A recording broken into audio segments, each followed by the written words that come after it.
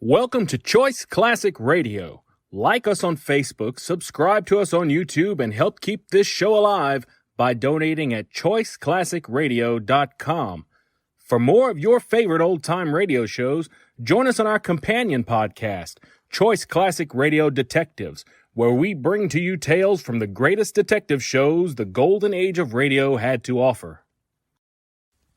And now, with 91 surviving episodes broadcast on NBC Radio from 1934 to 1957, we bring to you Lights Out.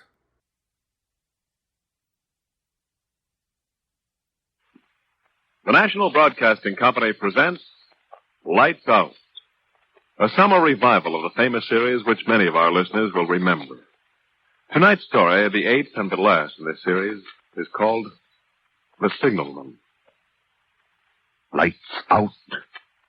Everybody.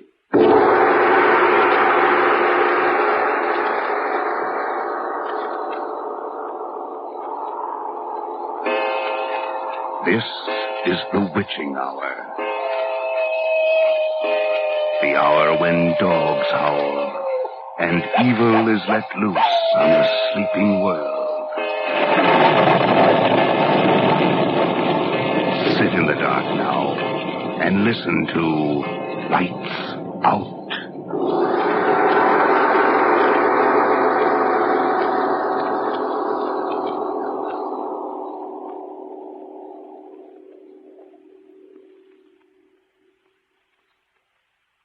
Hello, below there.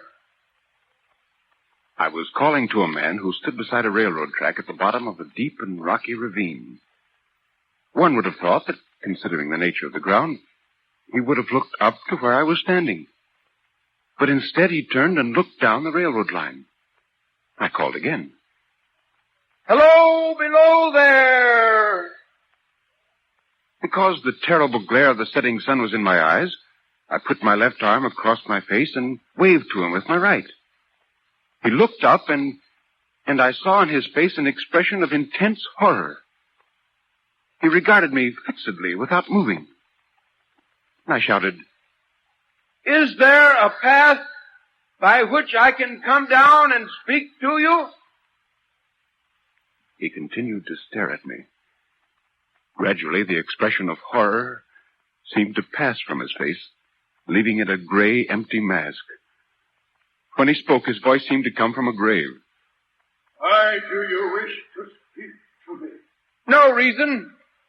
Just want to talk. If you have no reason, then please go on your way. Well, I do have a reason. Let me come down and talk to you. He motioned with his little rolled-up flag to a narrow path, about 200 yards distant, which descended the rocky wall of the ravine. I carefully made my way down it. The ravine was extremely deep and unusually precipitate. The man's post at the bottom was in as solitary and dismal a place as I'd ever seen. I could see the railroad tracks running into a dark, gloomy tunnel at one end of it. So little sunlight ever found its way to the spot that it had an earthy, deadly smell. And so much cold wind rushed through that it struck chill into me, as though I'd left the mortal world. Hello, I'm afraid I'm intruding. Well? I'd better explain. You see, I'm a reporter for the London Times. You know the Times. Yes, I know the Times. Well, I'm a new man. I was assigned to do a series of stories on people who work at little-known occupations in the city. And strolling along, seeing you down here, I thought, here is a story. And that's the reason that brought you down here? Yes, perhaps I'd better ask you a few questions, hadn't I? For instance, how far down are we? I've never seen anything quite like this before. 52 feet. Is that considered deep for railroad cutting? Deepest in the country. 52 feet, hmm? And how long is the tunnel? 3/4 of a mile. I see. And that red signal light in front of the tunnel, is that part of your job? I mean, do you have to see that it stays lighted all the time? Don't you know that it is? Don't I know it is? Oh, look, you've been staring at me ever since I called to you.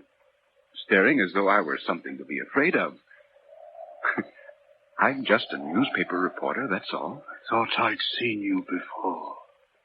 Seen me? But where? There. By that signal light. But I've never been here before. The part of London I've never visited. No, you may be sure of that. Perhaps I may. Yes, I'm sure I may. I beg your pardon for being so unfriendly. It's just that, well, I made a mistake. That's all right. I shouldn't have come down, I suppose. After I saw this unusual ravine in the tunnel and your job down here, I felt I had to come down and talk to you. I think I'm glad you did. I have very little company. This is a world here different from other men's worlds. I can believe that. May I ask, what exactly is the nature of your job? I mean, besides keeping the signal light burning and flagging the trains, what do you have to do? Not very much. I operate the telegraph in my hut over there. Turn this iron handle now and then. That's all. And you're down here all the time? Yes. Don't you ever get a chance to take a few minutes off and get up there and talk? In the sunlight? Very seldom. I daren't leave the telegraph. By the way, I have a fire in my signal house. Wouldn't you like to come in and warm yourself? Oh, indeed I would. This wind cuts right through me. We'll hurry along.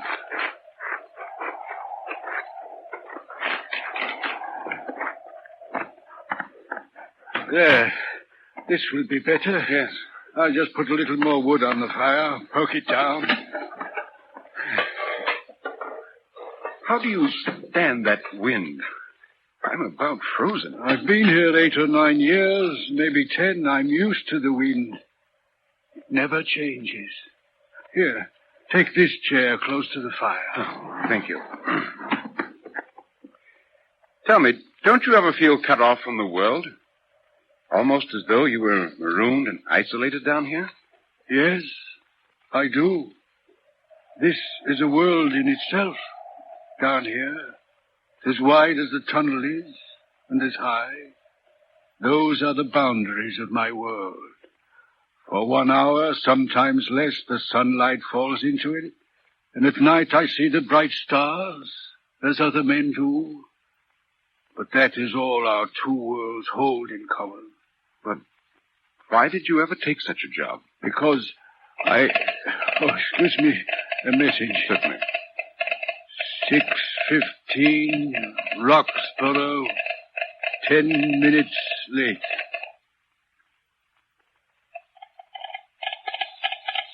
Received message. All's well. Do you know, after talking to you, I feel as though I've at last met with a completely contented man. I believe I used to be so at one time. But now, I'm worried. Worried. About what? I don't know. It's difficult to explain. Perhaps I can help you. I've been thinking of that. I've been wondering. Tell me. I've got to tell someone. And yet, give me some time to think it over. Say until tomorrow night, perhaps then. You mean you'd like me to come back? Yes, if it wouldn't be too much trouble. I'll be here, about the same time. But why not now? Why can't you tell me now? I want to think it over in my mind first. I want to be sure. Meanwhile, let me light your way to the path. Oh, yes, of course. Don't forget your pad and pencil. Thank you. Oh. Dark, isn't it? Yes, be careful. Everything gets damp and slippery down here at this time of the night. Oh. I didn't think 52 feet would make such a difference in atmosphere. There's the path, and let me ask one favor of you. Yes? When you reach the top, don't call out. Very well. And tomorrow when you come, don't call out. Tell me, what made you cry out, hello, below there, tonight? I don't know. Did I cry something to that effect? Not to that effect. Those were the very words. I know them well. Oh, I suppose I said them because I saw you below. With your left hand across your face and your right arm raised. The sunset was in my eyes. That was the only reason? What other reason could I possibly have? You had no feeling that the words and gesture were conveyed to you in any supernatural way? No, of course not. I see. Well, good night then. I'll see you tomorrow night. Yes. Yes, tomorrow night.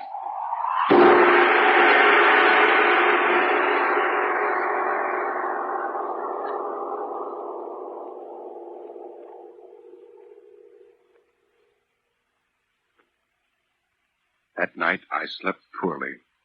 Or rather, I didn't sleep. Because the man's face was constantly before me. And there was something in the eyes of fear, a wordless crying, agony of spirit that fevered my own brain and wouldn't let me rest.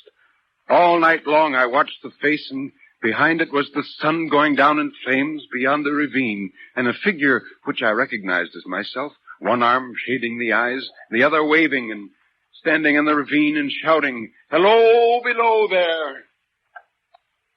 In the morning, my landlady awakened me. She said I'd been crying out in my sleep all night. Throughout that day, I worked with one eye on the clock, counting the hours until my appointment with the signalman. At last it came.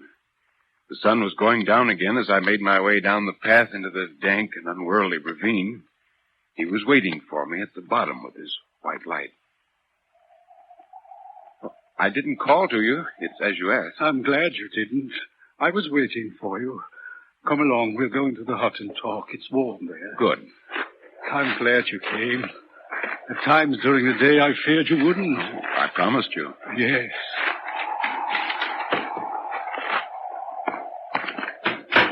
I've made up my mind to tell you the story. The whole thing. Sit down. Thank you. But before I do, tell me, do you believe that I am in my right mind? Yes. Yes, I believe that. All right. Do you remember yesterday evening the fact that I took you for someone else? Yes. That's what's troubling me. The mistake, you mean? No. There's someone else I took you for. Who is he? I don't know. Well, does he look like me? I don't know. I've never seen his face. You see, the left arm is across the face, always. And the right arm is waved violently this way. It's as though he were trying to signal me. For God's sake, clear the way. Well, where do you see him? I may as well start at the beginning. One moonlight night about a year ago, I was sitting here when I heard a voice cry out, "Hello, below there!" It was just as you called last evening. I jumped up and looked out of the door and saw this someone else standing by the red light near the tunnel, waving, just as you did last night. One arm across the face, the other waving toward you? Yes, the voice seemed hoarse with shouting, and it cried, "Look out! Look out!" And then again, "Hello, below there! Look out!" I caught up my lamp, turned it on, and ran towards this figure. "What's wrong?" I said. "What's happened?" Didn't speak. Stood just outside the blackness of the tunnel. I advanced so close upon it that I wondered at its keeping the arms across the eyes. I ran right up to it and had my hand outstretched to pull the arm away when it was gone. Gone? Where? I don't know. I ran on into the tunnel, 500 yards maybe. I stopped and held my lamp over my head. And all I saw were the wet stains trickling down the walls. I ran out faster than I'd run in, searched the area with my light, and then came back here and called Burnham and said the alarm had been given. Anything wrong? They answered, all's well. Disregard alarm message. Well, don't you suppose you could have imagined seeing him? Yes, but you forget. I also heard him. Yes, but listen to the wind whistling through the tunnel. It sounds almost human at times. It's possible to Let imagine... me finish. You haven't heard the rest. Within 6 hours after the appearance, 6 hours, mind you, the 2:40 train came through the tunnel, slowed down and stopped. The engineer signaled me, and I hurried up to the cab. What's the matter? Don't know. One of the conductors signaled for a stop. Everything all right here? Yes, just got the all clear signal. Here comes the conductor now. Hello? What's wrong back there? What did you pull the cord for? An accident. Where's the signalman around here? That's me. Do you have a shack nearby? Right over there. What happened, man? A woman was killed. Killed? How? She was passing between the coaches. I suppose she slipped, was caught between the couplings. But how? Nobody seems to know, sir. She was crushed horribly. On account of the other passengers, we've got to get the body off. Have them take her to my shack. You... Have them take her... From the shock when one morning, just as day was breaking, I looked toward the red signal light and saw him again. Did he cry out this time? No, he was silent. Did he wave his arm? Yes, the right one. The left, as usual, was across his eyes. He seemed to be pointing down into the tunnel. He leaned against the shaft of the light like a statue over a grave. Did anything happen? Any accident, anything? Not immediately. He was there. I saw him. Then he was gone. I waited for the hours to pass, and when 6 hours went by and nothing had happened, I began to feel relieved.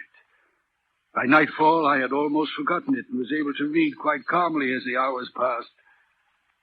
I was sitting here reading, the door open, when I heard a train. It was the midnight express from Brighton. I recognized the whistle. I got out my flag, stepped to the door. I could hear them for miles beyond the tunnel entrance. I listened to the wheels, filling the night with their driving, pounding, rhythmic beat. And I thought of the people on the train, the tired, worn-out picnickers and weekenders returning from Brighton. It made me feel responsible for them, as though I were their guardian and keeper. I listened to the rhythmic beat of the wheels. The train was nearing the tunnel mouth. I listened to the regular, powerful beat of them, and then suddenly I realized that they weren't regular.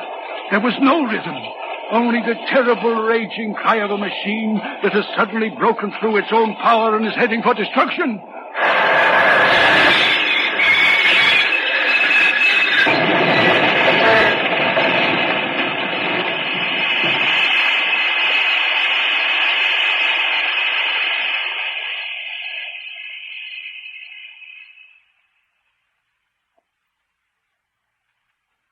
It was the worst wreck on the line. They brought the dead and dying in here. They laid them at the place where he stood waving to me that very morning. This was the second accident after you'd seen him? Yes.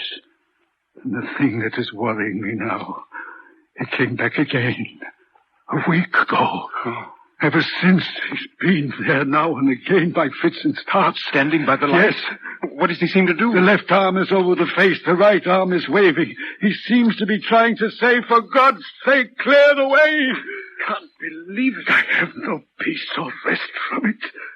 It calls to me for many minutes together in a frightful manner. Below there, look out, look out. It stands waving to me. Well, have you seen it tonight? No. Not yet. Well, will you come to the door with me and look for it now? Yes. Yes, I will.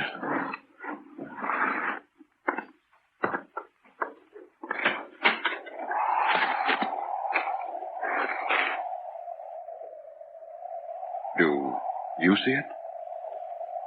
No. It's not there. Then let's go back.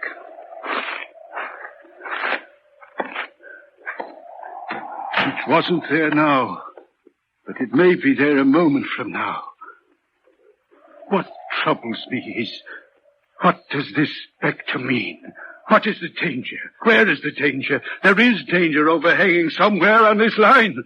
Some dreadful calamity is about to happen. It's not to be doubted this third time after what has gone before. But what can I do? Nothing that I can see. If I telegraph danger, I can give no reason for it. I should get into trouble and do no one any good. They would think I was mad. I would wire danger, take care, and they would answer what danger, where? And I would have to wire back, don't know, but for God's sake, take care. And they would, of course, discharge me. What else could they do? Yes, I see. When it first stood under that light, why didn't it tell me? She is going to die. Let them keep her at home. When it came the second time, why didn't it tell me how the accident could have been averted? It came on those occasions only to show me that its warnings were true. Why doesn't it warn me plainly now? Why doesn't it tell me what is going to happen so that I can change it? Listen, there's nothing you can do.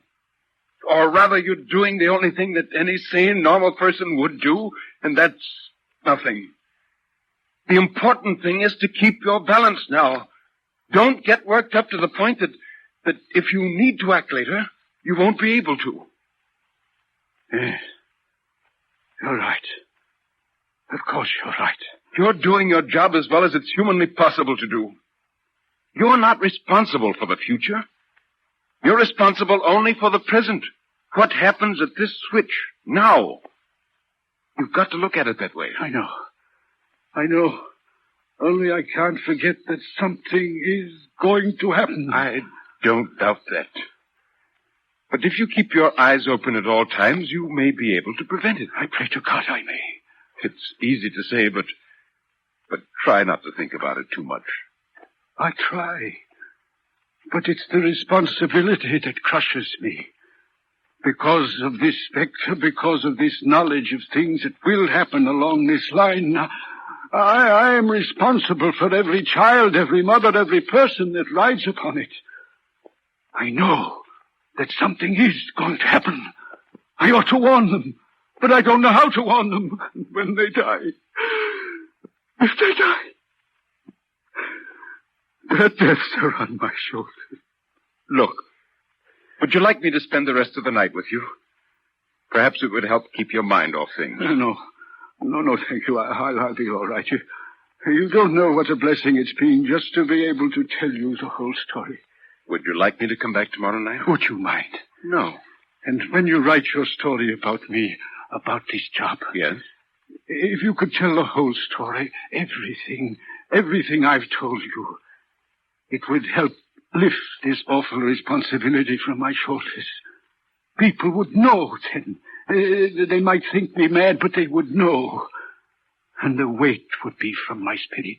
Yes, I'll write that story tomorrow. Everything. You needn't be afraid that I'll skip anything. I'll bring it along with me and show it to you before I turn it in. It would mean so much. Yes. Now, I think it's best that I go. Good night, then. And you will come back tomorrow? Oh, yes. Can you find the path? Easily. I'm beginning to know it by heart now. Good night.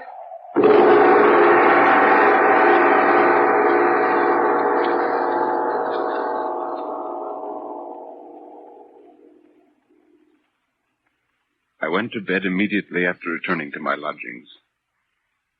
If I had slept unsoundly the night before, I slept little, if any, this night.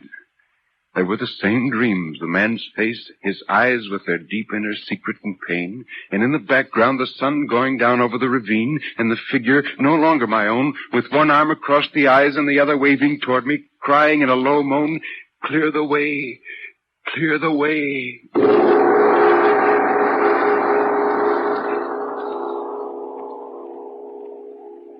In the morning, when I came to work, I felt tired, almost feverish. Could hardly wait until sundown when I would again visit the signalman. I wanted to show him the story as I'd written it. At last, the hands of the clock pointed to 6:30, and I left the office on my way to the ravine. About half an hour later, I arrived at the top of the cutting. I glanced down, and there, close at the mouth of the tunnel, I saw a man, his left arm across his eyes, passionately waving his right arm. But the nameless horror that oppressed me passed in a moment, for I saw that this man was a man indeed, and that there was a little group of other men standing at a short distance, to whom he seemed to be rehearsing the gesture he made. With an irresistible sense that something was wrong, with a self-reproachful fear that fatal mischief had come of my leaving the man there alone in his state of mind the night before, I descended the rocky path with all the speed I could make and ran up to the crowd. What's the matter here? Signalman killed. When? Just a little while ago. Not the man belonging to this post? Aye. Not the man I know? You will recognize him, sir, if you are a friend to him. The body is over here.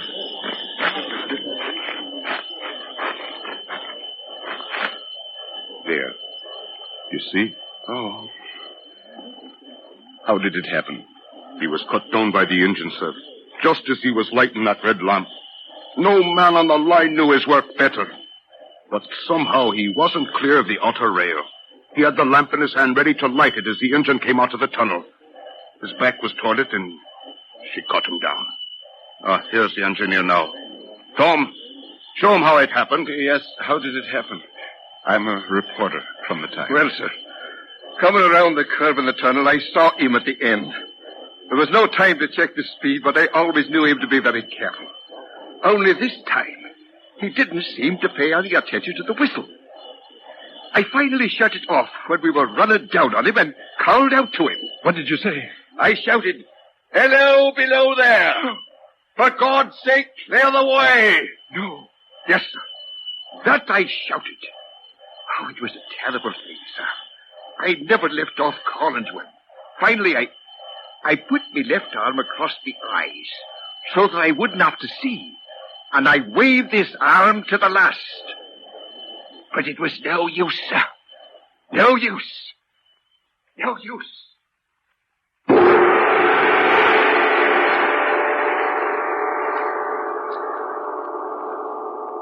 That concludes today's episode. We'd like to thank you and remind you to donate at choiceclassicradio.com. Remember, your donations make episodes like this possible.